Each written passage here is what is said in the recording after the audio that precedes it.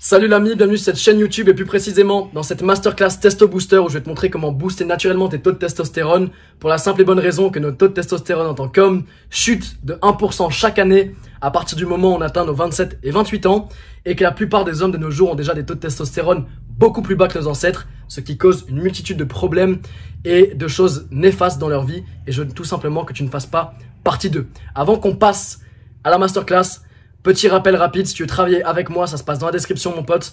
Tu peux checker mon physique quiz, remplir ce quiz de moins de 25 secondes pour obtenir ton plan personnalisé en 3 étapes selon ton type de corps, ton métabolisme et tes objectifs personnels. De là, tu pourras soit voir mes programmes en ligne, soit directement réserver un appel avec moi pour pouvoir obtenir un coaching si le feeling passe entre nous bien sûr. On passe directement à la vidéo et je te souhaite une excellente vidéo, un excellent visionnage. À tout de suite.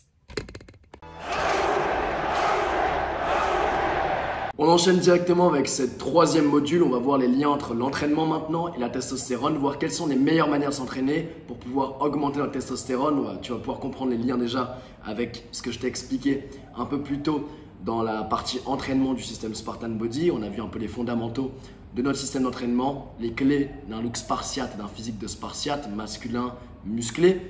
Donc du coup, avant toute chose, je tenais à le répéter, bien entendu, l'exercice physique est fondamental et nécessaire pour maintenir un corps et un mental, un esprit en bonne santé. Mais il existe une tonne de manières différentes de s'entraîner. Par exemple, l'entraînement de résistance, où on va fournir à notre corps une résistance, ça peut être l'entraînement poids de corps, ça peut être l'entraînement en salle, peu importe. Et après, on a aussi l'entraînement cardiovasculaire. En soi, les deux sont excellents et les deux sont bons pour la santé, mais ils ne fournissent pas forcément les mêmes bénéfices en termes d'augmentation de testostérone. On va donc du coup se pencher sur la question qui est quelle forme d'exercice est la plus efficace pour pouvoir augmenter notre taux de testostérone. Et à ce jeu-là, il n'y a même pas match, il n'y a pas de débat. L'entraînement le plus efficace pour augmenter notre taux de testostérone, ça va être l'entraînement de résistance. Parce que pendant l'entraînement, en fait, tu vas tout simplement créer des micro-déchirures au niveau de tes muscles. Ces micro-déchirures, elles vont forcer le corps en fait à s'adapter et à se reconstruire, à devenir plus fort d'une séance à l'autre. En faisant un petit raccourci, c'est ce qu'on appelle le processus de l'hypertrophie musculaire, tout simplement. Et en fait, lors de la récupération, l'organisme a donc du coup de devoir se reconstruire plus fort, ce qui est logique. D'année en année, tu ajoutes de la masse musculaire. En fait, c'est au travers de tous ces entraînements, ton corps se reconstruit et du coup, tu construis cette masse musculaire. Maintenant, pour pouvoir maximiser les gains en testostérone et aussi les gains musculaires, on va privilégier des mouvements complexe ou en tout cas le fait d'augmenter les charges si tu travailles en salle, c'est ce qu'on appelle la surcharge progressive qui va nous permettre de continuer d'évoluer. Maintenant, il y a un intervalle de répétition à privilégier qui est l'intervalle de répétition de 5 à 8 reps. Okay, cet intervalle de répétition combiné avec des temps de repos assez longs de 2 à 3 minutes vont te permettre de vraiment te concentrer sur le développement de ta force et va te permettre tout simplement d'obtenir les meilleurs résultats. En tout cas, c'est ma vision des choses et c'est ce qui fonctionne extrêmement bien, contrairement à des entraînements trop hauts en volume. Et au-delà de ça, on va privilégier aussi du coup des mouvements polyarticulaires. Donc des mouvements comme des squats, comme des tractions, comme développé couché ou des pompes, comme du soulevé de terre ou les mouvements olympiques qui eux ont en fait le meilleur retour sur investissement en termes de construction musculaire, en termes de production de testostérone. En fait, au plus le mouvement va être dur, au plus il va être complexe, au plus tu vas produire de la testostérone. Au-delà de ça, on peut définitivement oublier tout ce qui est machine et appareil fixe pour la simple et bonne raison qu'ils, certes, ils isolent un muscle, mais ils n'engagent pas les muscles stabilisateurs et ils ne sont pas un reflet direct de la manière dont le corps humain est fait pour bouger. Ce n'est pas le mouvement naturel en soi. Maintenant, qu'en est-il de la santé cardiovasculaire ou en tout cas de l'entraînement cardio?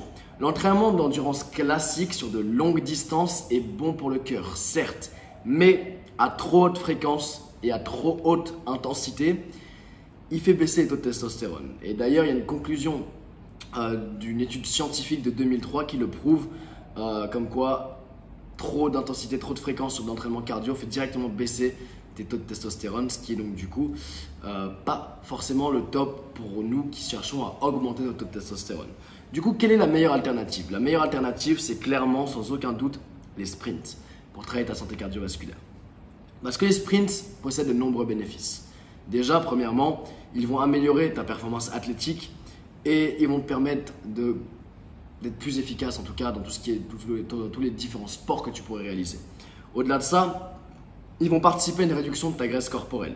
Ils vont améliorer ta composition corporelle. Moins de masse graisseuse, plus de masse maigre. Au-delà de ça, tu vas pouvoir aussi réduire ton risque de diabète grâce au sprint et aussi réduire ton risque de dépression. Il y a une tonne de bénéfices liés au sprint. C'est pour ça que je les choisirais en premier si je devais choisir en tout cas. Et qu'à côté, j'avais du coup de l'entraînement cardio classique sur de longues distances et qui est parfois sacrément ennuyeux, il faut le dire aussi. Donc en conclusion, qu'est-ce qu'on doit retenir? On doit retenir qu'il faut privilégier l'entraînement de résistance et qu'il est bien meilleur pour augmenter sa testostérone que l'entraînement cardio. Au-delà de ça, il faut privilégier les mouvements engageant le corps en entier, donc du coup ce qu'on appelle les mouvements polyarticulaires.